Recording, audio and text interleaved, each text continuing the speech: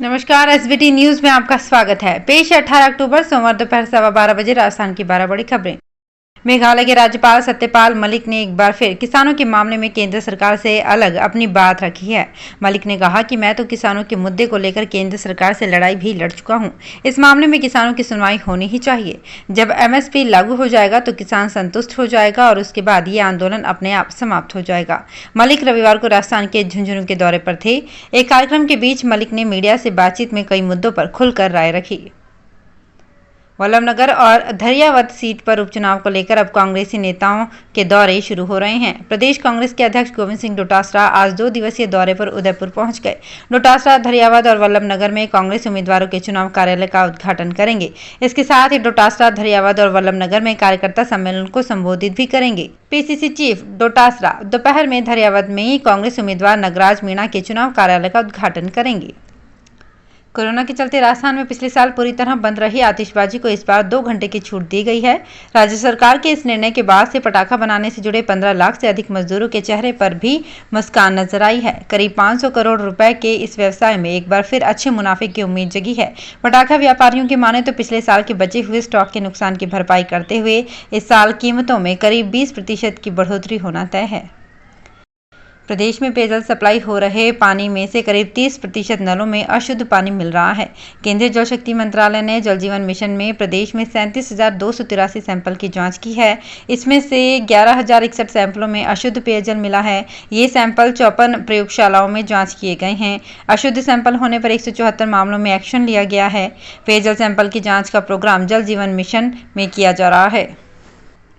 अजमेर जिला प्रशासन की ओर से आगामी दीपावली के त्यौहार में पटाखों के अस्थायी लाइसेंस के आवेदन शुक्रवार 21 अक्टूबर तक आमंत्रित किए गए हैं। केवल ग्रीन आतिशबाजी ही बेचने व चलाने की अनुमति होगी। वर्तमान में कोविड-19 की स्थिति, उच्चतम न्यायालय एवं राष्ट्रीय हरित अधिकरण के निर्णय को ध्यान में रखते हुए राज्य सरकार द्वारा आवश्यक दिशा निर्देश प्राप्त हुए हैं। प्रदेश के हर जिले में महिलाओं के लिए आईटीआई और पॉलिटेक्निक कॉलेज खोलने की कांग्रेस सरकार की चुनावी घोषणा अभी तक धरातल पर नहीं आई है। सरकार ने जन घोषणा पत्र में इसे शामिल किया था, लेकिन अभी सिर्फ 10 जिलों में महिला आईटीआई कॉलेज है। वहीं 8 जगह महिला पॉलिटेक्निक कॉलेज चल रहे हैं। दिसंबर में सरकार को 3 साल होने वाले हैं, लेकिन अभी तक महिला शिक्षा को लेकर की गई ये घोषणा कागजों से बाहर नहीं आई है।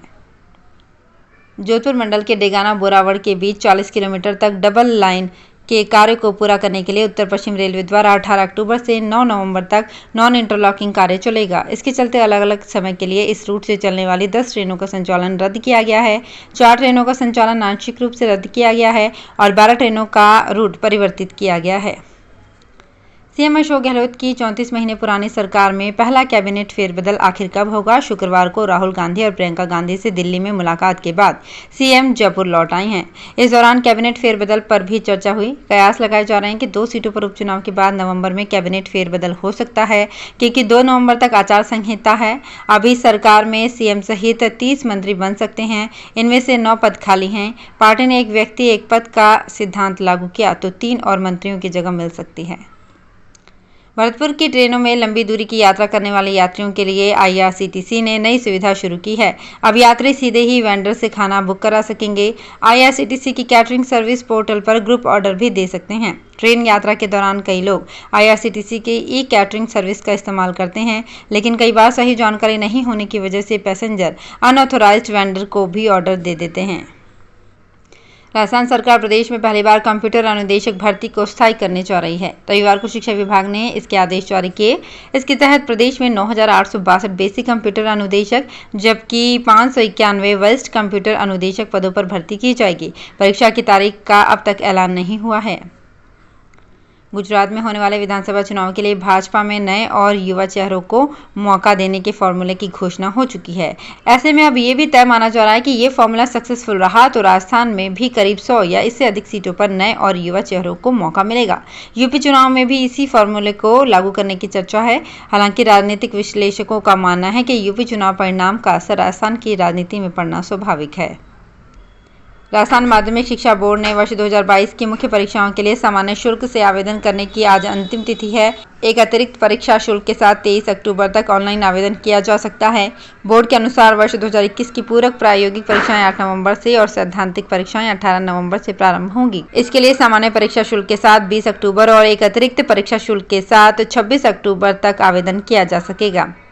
तो फिलहाल इस बुलेटिन में इतना ही, फिर हाजिर होंगे कुछ और बड़ी खबरों के साथ। एसबीटी न्यूज के और भी वीडियोस को देखने के लिए हमारे चैनल को सब्सक्राइब करें और नोटिफिकेशन पाने के लिए बेल आइकन को प्रेस करें।